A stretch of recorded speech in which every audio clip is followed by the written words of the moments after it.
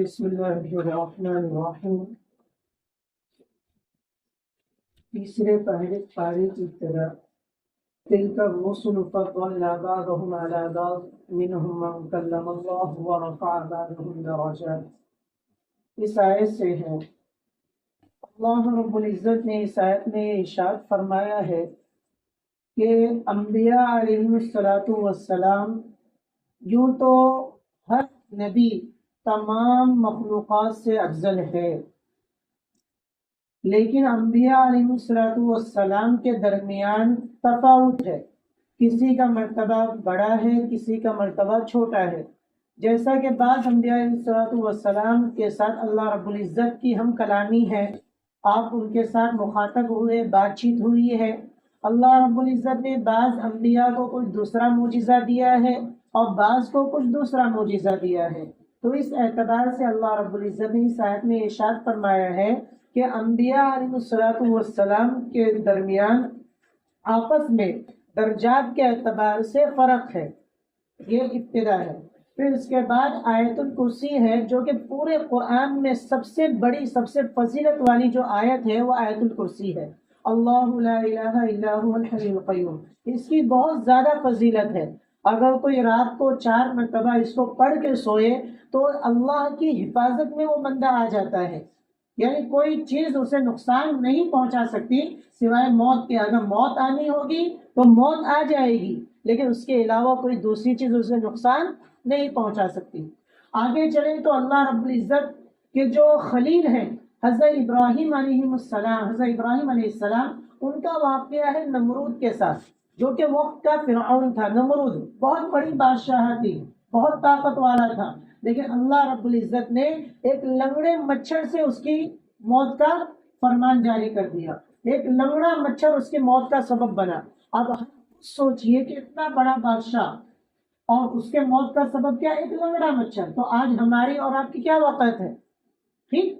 تو حضرت ابراہیم علیہ السلام کا واقعہ بیان فرمایا، الم تر الی الذی حاج ابراہیم فی ربہ ان آتاہ اللہ الملک۔ اے نبی جی، آپ دیکھیے اس چیز کی طرف کہ جس نے حجت کی ابراہیم سے۔ الم تر الی الذی حاج ابراہیم فی ربہ، اپنے رب کے بارے میں حضرت ابراہیم نے حجت کی۔ کس سے؟ اس شخص سے کہ اللہ نے جسے بادشاہت عطا فرمائی تھی، اور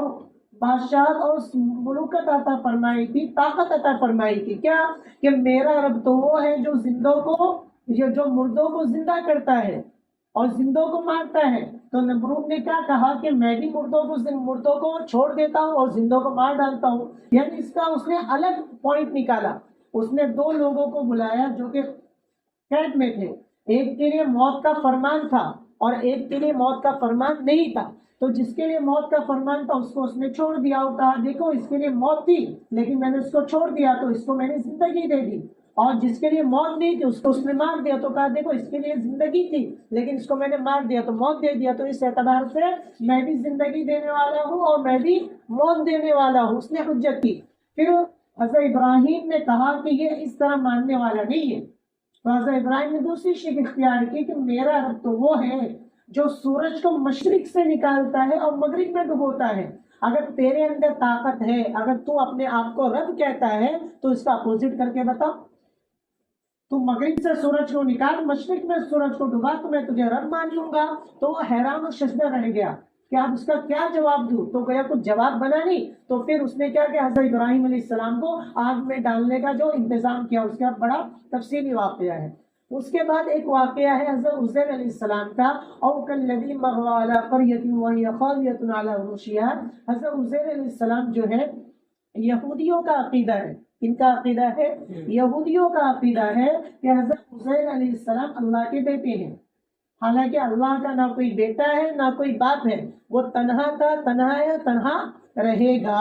تو حضرت عزیر علیہ السلام کے متعلق ہے کہ حضرت عزیر علیہ السلام ایک بستی میں جا رہے ہیں اور بستی ایک دم ویران پڑی ہوئی ہے، تو ان کے دل میں خیال آیا کہ اللہ اس کو دوبارہ زندہ کیسے کرے گا، یعنی اس میں دوبارہ یعنی یہ چیزیں کیسے ہو جائیں گی۔ تو اللہ رب العزت نے کیا کیا؟ ان پر موت طاری کر دی،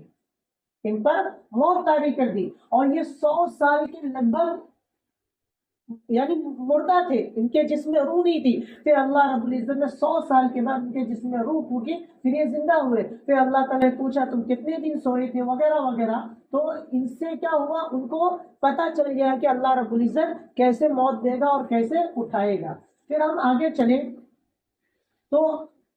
اللہ نے اپنی نشانیاں بیان فرمائی، اور سورہ بقرہ کا آخر ہے، اس میں اللہ رب العزت نے بہت عمدہ دعا سکھلائی ہے اپنے بندوں کے لیے کہ میرے بندوں مجھ سے اس سے دعا کرو۔ علامہ آلوسی رحمۃ اللہ علیہ نے اس کی بہت اچھی تفسیر فرمائی ہے، ربنا لا تؤاخذنا ان نسینا او اخطانا، یہ دعا پڑھیے، بہت زبردست ہے کہ اے اللہ ہمارا مواخذہ نہ فرما،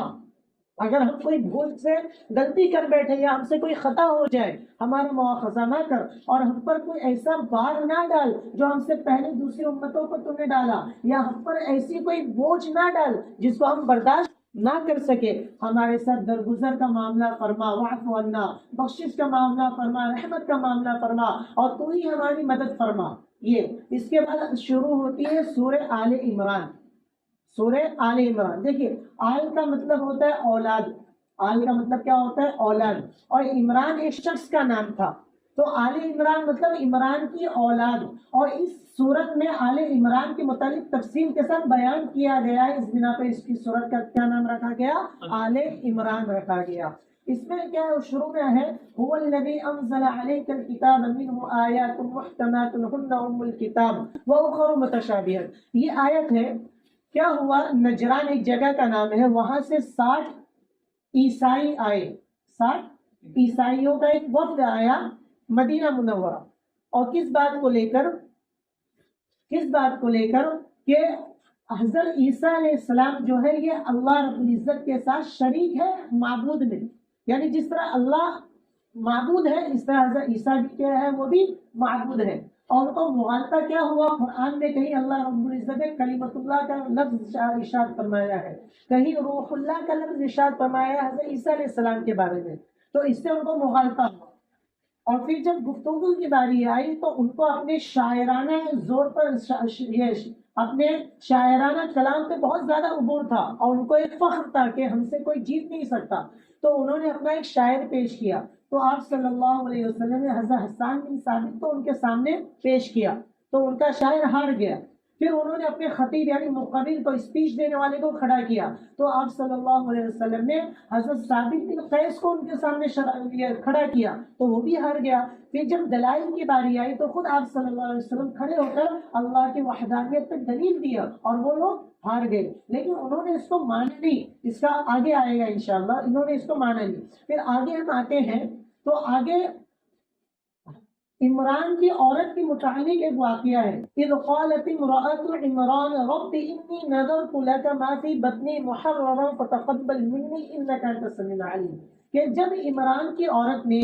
بیوی نے کہا کہ اے اللہ میرے پیٹ میں جو چیز ہے میں اس کو نظر مانتی ہوں تیرے لیے، بس تو اس کو قبول فرما، میں اس کے آزاد کر دوں گی۔ اصل میں کیا تھا اس زمانے میں، اگر کوئی لڑکا پیدا ہوتا تو اس کو مسجد اقصی کے لیے وقف کر دیا جاتا، وہ وہیں رہتا، اس کا کھانا پینا وغیرہ وہی خدمت کرتا، اور اسی میں وہ پروان چڑھتا، لیکن لڑکوں کو، لڑکیوں کی یہ چیز نہیں تھی، تو گویا کہ انہوں نے دعا کی تھی کہ اے اللہ مجھے بیٹا عطا فرما تاکہ میں اسے آزاد کروں اور وہ تیرے خدمت میں کام آئے مسجد اقصی کے لیے، لیکن اللہ رب العزت نے کیا کیا، اللہ رب العزت نے بیٹے کے بجائے حضرت مریم علیہ السلام کو پیدا کیا۔ فلما وضعتها قالت رب انی وضعتها انثى، کہ میں نے تو لڑکی کو جنا ہے، تو اللہ رب العزت نے فرمایا لیس الذکر کالانثی، کہ بہت سارے مرد اس لڑکی کی طرح نہیں ہے، یعنی اس لڑکی کی ویلیو بہت زیادہ ہے، یہ دوسرے لڑکوں سے فائق ہے، فوقیت رکھتی ہے، تو تم تھوڑا یہ رنجیدہ مت ہو کہ تم کو لڑکی پیدا ہوئی، تم نے مانی تھی نظر کس کی، لڑکی کی، اور لڑکی پیدا ہوئی تو اس میں کچھ گھبرانے والی بات نہیں ہے۔ پھر اس کے بعد حضرت زکریا علیہ السلام کا واقعہ ہے کہ جب حضرت مریم علیہ السلام اپنے حجرے میں تھی، حضرت زکریا علیہ السلام ان کے پاس آئے تو دیکھا کہ ان کے پاس بے موسم پھل ہے،